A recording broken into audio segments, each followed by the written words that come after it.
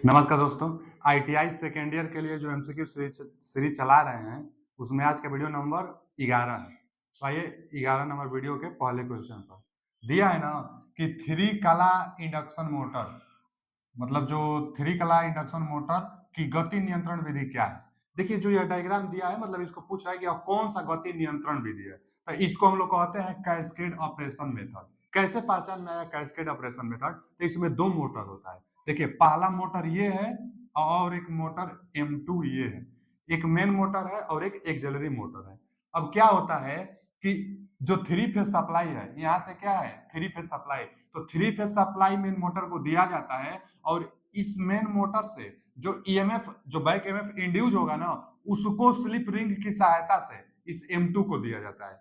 इसको सप्लाई दिया जाता है, यहाँ से जो ईएमएफ इंड्यूस होगा इसको दिया जाता है। और फिर ये अब जो इसको हम लोग वोल्टेज देंगे तो ये फिर ये रोटेट करेगा और यहाँ से अपने स्पीड अनुसार कंट्रोल, जितना वोल्टेज ईएमएफ होगा उसके बाद स्पीड को कंट्रोल कर लेंगे। तो स्पीड कंट्रोल करने की गति नियंत्रण विधि कौन सा है? तो कैस्केड। इसमें दो मोटर होता है और स्लिप रिंग की सहायता से इसके द्वारा इंड्यूस ईएमएफ इसको दिया जाता है।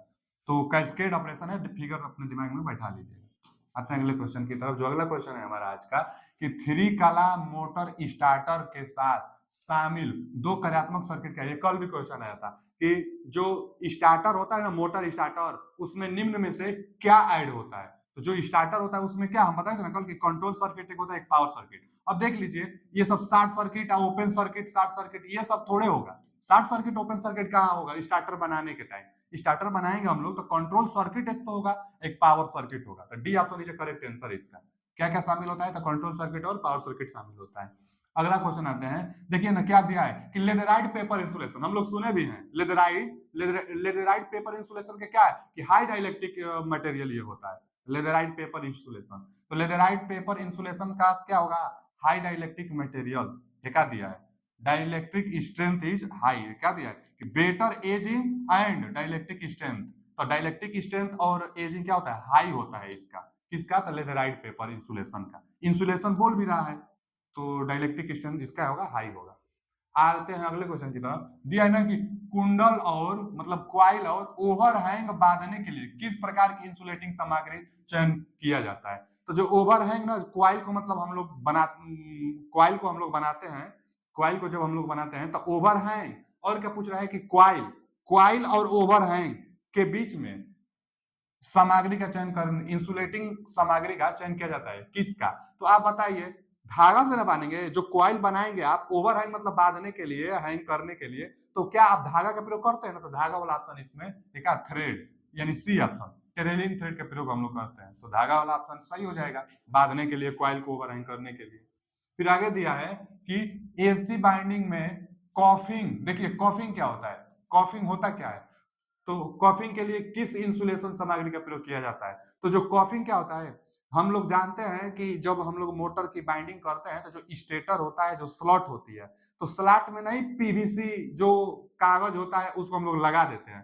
तो पीवीसी कागज लगा देते हैं, किनारों पर थोड़ा मोड़ देते हैं कि इधर उधर न जाए। जो कागज होगा क्वाइल उसमें हम लोग बनाएंगे तो इधर उधर कागज ना जाए, पीवीसी कागज इधर उधर ना जाए। तो पीवीसी कागज को किनारों पर जो मोड़ देते हैं ना, वही कॉफिंग कहलाता है। तो एसी बाइंडिंग में कॉफिंग के लिए इंसुलेशन सामग्री का प्रयोग क्या किया जाता है? तो इसमें हो जाएगा कपड़े पर आधारित चिपकने वाला टेप। कपड़े पर आधारित चिपकने वाला टेप इसका जवाब हो जाएगा। और कॉफिंग क्या होता है? तो वही पीवीसी को किनारे जो मोड़ देते हैं वही होगा। तो इसका इसका ऑप्शन एसी बाइंडिंग के लिए किस इंसुलेशन का प्रयोग किया जाता है? तो फैब्रिक फैब्रिक जो है ना, फैब्रिक बेस्ड अधेसिव टेप, मतलब कपड़े पर आधारित चिपकने वाला टेप। आते हैं अगले क्वेश्चन की तरफ। जो अगला क्वेश्चन है हमारा आज का कि एसी बाइंडिंग में कॉइल को क्या कहते हैं। तो जो एसी बाइंडिंग में कॉइल को क्या कहते हैं, तो हम लोग को पता है कि जब हम लोग कॉइल करते हैं तो कैसे करते हैं, इस तरह करते हैं, इस तरह करते हैं, ऐसे करते हैं ना हम लोग, मतलब सीरीज में ऐड करते जाएंगे। तो क्या नंबर ऑफ टर्न पहले तो जब बहुत ज्यादा रहेगा और कनेक्टेड इन सीरीज। तो ए ऑप्शन करेक्ट आंसर है, नंबर ऑफ टर्न और कनेक्टेड इन सीरीज। तो एसी बाइंडिंग में कॉइल क्या होता है? तो सीरीज में कनेक्ट होता जाएगा और ज्यादा नंबर ऑफ टर्न रहेगा। ऐसे ऐसे होता है बहुत बहुत ज्यादा, तो ये सीरीज में होता जाएगा और चलता जाएगा। तो वही। आते हैं अगले क्वेश्चन की तरफ। जो अगला क्वेश्चन है हमारा, किस प्रकार की एसी बाइंडिंग की विभिन्न पिचों पर कुंडली, मतलब क्वाइल पर पोल पर फेज की संख्या एक से अधिक होती है। तो क्वाइल पर पोल पर पेज की संख्या एक से अधिक किसमें होगी? तो flat loop non overlapped binding, D option में। याद कर लीजिएगा कि एक से ज्यादा किसमें होता है? क्वाइल पर पोल पर पेज एक से ज्यादा किसमें होता है? तो flat loop non overlapped binding में होता है, यानी D option is a correct answer. वो तीनों में नहीं होता है। अगला जो क्वेश्चन है कि 36 स्लॉट और 36 क्वाइल 4 पोल वाले मोटर के लिए 3 फेज डबल लेयर बाइंडिंग के लिए क्वाइल की फिर वही संख्या पर पोल पर फेज की गणना कीजिए। देखिए डबल लेयर हो सिंगल लेयर हो, फॉर्मूला एक ही है। क्या है फॉर्मूला? तो जो पूछा है वही, क्वाइल पर पोल पर फेज कर दीजिए, जवाब आ जाएगा। तो क्वाइल पर पोल पर फेज कितना क्वाइल है? 36 दिया है ना कि 36 स्लॉट है और 36 क्वाइल भी है।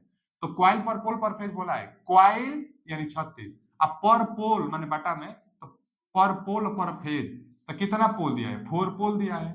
अब फेज कितना दिया है? 3 फेज दिया है। ये जो पूछा है वही हम किए हैं, क्वाइल पर पोल पर फेज। अब देखिए 4 नवा 36 और फिर 3 से कटा दिए, तितली के 9, यानी 3 जवाब इसका आएगा। 3 जवाब, 3 क्वाइल पर पोल पर फेज आएगा। दिया भी है क्वाइल पर पोल पर फेज यानी 3। तो A option is a correct answer.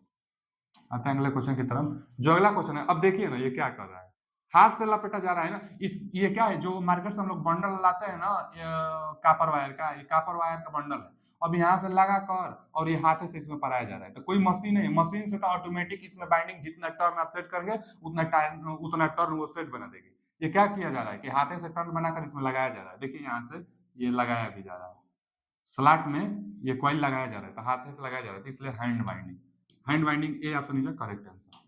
अगले क्वेश्चन की तरफ आते हैं। अगला क्वेश्चन है कि 3 phase slip ring induction motor को शुरू करने और चलाने के लिए किस प्रकार के स्टार्टर का प्रयोग करते हैं? तो 3 फेज इंडक्शन मोटर है ना, तो अलग से स्लिप, देखिए ना 3 phase slip ring induction motor, तो स्लिप रिंग में क्या होता है? रिहोस्टेड रेजिस्टेंस वाला होता है, अलग से रेजिस्टेंस उसमें लगाकर और हम लोग स्टार्ट करते हैं। तो वही रिहोस्टेड वाला, देखिए rotor rheostat starter, rotor type आई हो, रिहोस्टेड मतलब रेजिस्टेंस होता है बहुत ज्यादा। तो रोटर रिहोस्टेड स्टार्टर का प्रयोग करते हैं 3 फेज स्लिप रिंग स्टार्टर के लिए। तो B option is correct answer.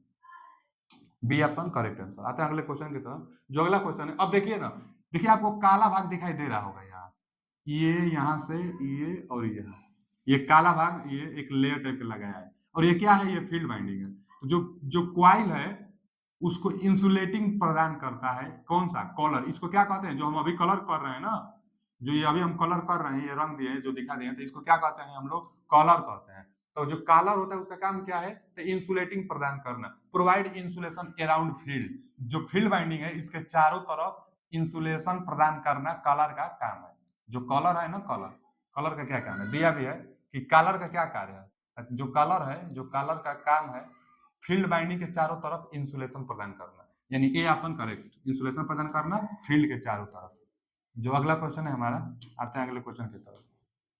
जो लोग किस प्रकार के बाइंडिंग तार को समरसेबल पंप मोटर बाइंडिंग में किया जाता है? देखिए ना, जो समरसेबल पंप मोटर होता है उसको तो पानी में रहना है और हमेशा नमी से वो भीगा रहता है। तो हम लोग ऐसा वायर का प्रयोग करेंगे कि जो खुद पहले से भी पीवीसी इंसुलेटेड हो, क्योंकि समरसेबल बाइंडिंग किया जाता है तो वो पानी में रहता है, भीगा हुआ रहता है हमेशा। तो सुरक्षा प्रदान करने के लिए हम लोग क्या कर देंगे कि पीवीसी कवर टाइप हम लोग इस्तेमाल करेंगे। जो वायर का बाइंडिंग करेंगे तो कैसा करेंगे? पीवीसी कवर टाइप, पहले से भी इंसुलेटेड ज्यादातर से रहो, तो अच्छी इंसुलेटिंग मटेरियल जो होती है पीवीसी कवर्ड होता है, तो इसलिए पीवीसी से हम लोग उसका बाइंडिंग कर देते हैं। अगला क्वेश्चन, एसी मोटर में लंबी कॉर्ड बाइंडिंग न करने का क्या कारण है? देखिए ना, एक होता है शॉर्ट पिच बाइंडिंग, एक होता है ओवर पिच बाइंडिंग, एक होता है फुल पिच बाइंडिंग। तो फुल पिच बाइंडिंग में तो क्वाइल पिच और जो क्वाइल पिच होता है स्लॉट पिच होता है, मतलब पोल पिच, तो क्वाइल पिच पोल पिच बराबर होता है तो फुल पिच। और जब हमारा क्वाइल पिच फुल पिच से, जैसे क्या दिया है ना इसमें, देखिए लंबी कोडेड मतलब लॉन्ग पिच बाइंडिंग। तो लॉन्ग पिच बाइंडिंग में क्या होता है कि पोल पिच से क्वाइल पिच ज्यादा हो जाता है, तो लॉन्ग पिच। तो जब ज्यादा हो जाएगा, जैसे देखिए यहाँ पर बाइंडिंग हम लोग को करना है, अब मान लीजिए इतना, ये जो है ना ये हमारा फुल पिच है, क्वाइल पिच हो जाएगा, एक पोल पिच हो जाएगा। तो मान लीजिए यही पोल पिच है, क्वाइल पिच हम फिर से बाइंडिंग करेंगे यहाँ से और इधर लेकर चले जाएंगे। मान लीजिए कि जो ये हमारा पोल पिच होना चाहिए इससे ज्यादा हमारा क्वाइले पिच हो जाएगा। जब क्वाइल पिच ज्यादा हो जाएगा तो इसको हम लोग कहते हैं लंबी कार्ड, मतलब ओवर पिच बाइंडिंग। एक तो शॉर्ट पिच की जब पहले से ही हम लेकर आ जाएंगे तो शॉर्ट पिच बाइंडिंग हो जाएगी। तो ज्यादा करने में क्या होगा कि इंसुलेटिंग मटेरियल ज्यादा लगेगी, तो मोर बाइंडिंग वायर रिक्वायर्ड हो जाएगी। वही पूछा है, एसी मोटर में लंबी मतलब शॉर्ट पिच बाइंडिंग नहीं, ओवर पिच बाइंडिंग न करने का कारण क्या है? तो न करने का कारण यही है कि अगर करेंगे तो मोर बाइंडिंग वायर रिक्वायर्ड हो जाएगी, ज्यादा अधिक बाइंडिंग तार की आवश्यकता होने लगेगी। तो सी ऑप्शन करेक्ट आंसर है। और शॉर्ट पिच में कम लगता है इसलिए शॉर्ट पिच किया जाता है, फुल पिच भी नहीं किया जाता है, ज्यादातर शॉर्ट पिच और फुल पिच यही दोनों किया जाता है। फिर कूलिंग के लिए किस प्रकार की बाइंडिंग का अधिक जगह, मतलब किस प्रकार के बाइंडिंग में अधिक जगह है? तो कूलिंग के लिए ना, कूलिंग के लिए मतलब ठंडा के लिए, तो जो बाइंडिंग ज्यादा गैप रहेगा, जिस बाइंडिंग में ज्यादा गैप रहेगा कूलिंग ज्यादा होगी। तो इनमें से हम देखेंगे, ये तो अकेला है ओवरहैंग कॉइल, तो ये तो होगा नहीं। अब बिटवीन दिया है ओवरहैंग कॉइल और रोटर, तो ओवरहैंग कॉइल और रोटर एकदम पास ही में होता है, तो ये भी नहीं होगा। इससे भी ज्यादा गैप तो इसमें होता है, सी ऑप्शन में क्या दिया है कि बिटवीन ओवरहैंग कॉइल एंड योक, योक सबसे बाहरी भाग है, ओवरहैंग कॉइल देखिए कहाँ है, तो दोनों में क्या हुआ, बहुत ज्यादा गैप है, तो कूलिंग के लिए ये थोड़ा अच्छा है। क्यों? क्योंकि गैप ज्यादा है तो कूलिंग ज्यादा होगी, इसलिए C option is a correct answer. Gap ज्यादा है इसलिए कूलिंग ज्यादा होगी। आगे पैनल बोर्ड कहाँ उपयोग किया जाता है? तो panel board three phase binding जहाँ होती है ना, वहाँ पैनल बोर्ड का उपयोग किया जाता है। तो जो देखिए थ्री फेज डोमेस्टिक वायरिंग है, यहाँ पैनल बोर्ड का प्रयोग कर लेंगे। पैनल बोर्ड का प्रयोग कहाँ करेंगे? तो थ्री फेज डोमेस्टिक भारी जहां वायरिंग हो रही है ना, तो थ्री फेज डोमेस्टिक वायर में पैनल बोर्ड का प्रयोग कर लेंगे। आगे दिया है कि 440 आरपीएम पर घूर्णन कर रहे 7.5 एचपी स्क्वायरल केज मोटर द्वारा बलाघूर्ण न्यूटन मीटर में ज्ञात कीजिए। तो देखिए न्यूटन मीटर में ज्ञात करने के लिए जो फॉर्मूला आता है, पहले तो हम लोग को पता है कि जो पावर होता है, पावर, वो पावर टार्क और ओमेगा, जिसको सिंक्रोनस स्पीड कहते हैं, तो ओमेगा और टार्क का गुणनफल ही पावर कहलाता है। यहां से हम लोग से टार्क पूछा है, टार्क पूछ रहा है, तो पावर बटा में ओमेगा, अब मान भर देंगे। पावर दिया है ना 7.5 एचपी दिया है, तो 7.5 एचपी और 1 एचपी में 746 वाट, तो इसलिए टोटल पावर इतना वाट हो गया। अच्छा, ओमेगा क्या होता है? तो 2 पाई एन रोटर स्पीड, 2 पाई एन बटा में 60 होता है, तो एन का मान हम लोग भर देंगे। देखिए ये तो दिया है 7.5 गुणे 746 बाटा में 2 पाई का मान 3.14, इन रोटर स्पीड कितना दिया? 1440 आरपीएम, 1440 आरपीएम। अब बाटा में 60 कहाँ चला जाएगा? ऊपर। तो ये हम हल किए हैं, लगभग में 37 के आसपास आ रहा है। तो कौन सा ऑप्शन है लगभग में 37? 36.6, ये न्यूटन मीटर में ही आएगा, इसलिए D option is correct answer. Main formula यही है। ये ओमेगा को आप जानिए 2 पाई एन बटा में 60, और पावर जो होता है वो एचपी में दिया है, तो हम 746 से गुणा करके रख लेंगे, तो 37 के आसपास आएगा। कितना आएगा? 37 के आसपास आएगा, 37 के आसपास आएगा, 37 न्यूटन मीटर, तो 37 के आसपास 36.6 न्यूटन मीटर, इसलिए D option is correct answer. आते हैं अगले क्वेश्चन की तरफ। जो अगला क्वेश्चन है हमारा, देखिए ये क्या है, क्वाइन टाइप का नहीं दिख रहा है?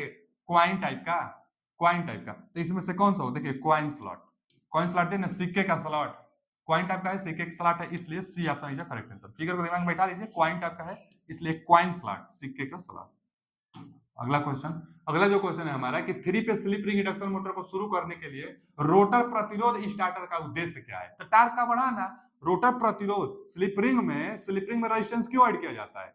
वही कह रहा है कि रोटर प्रतिरोध स्टार्टर माने प्रतिरोध को ऐड, रेजिस्टेंस को ऐड करने का, तो टार्क को बढ़ाना, रेजिस्टेंस बढ़ेगा, टार्क बढ़ेगा, क्योंकि टार्क रेजिस्टेंस पर निर्भर करता है, तो इंक्रीज द टार्क। ठीक है, C option is the correct answer, increase the torque, torque को बढ़ाना ही रोटर रेजिस्टेंस का कार्य है।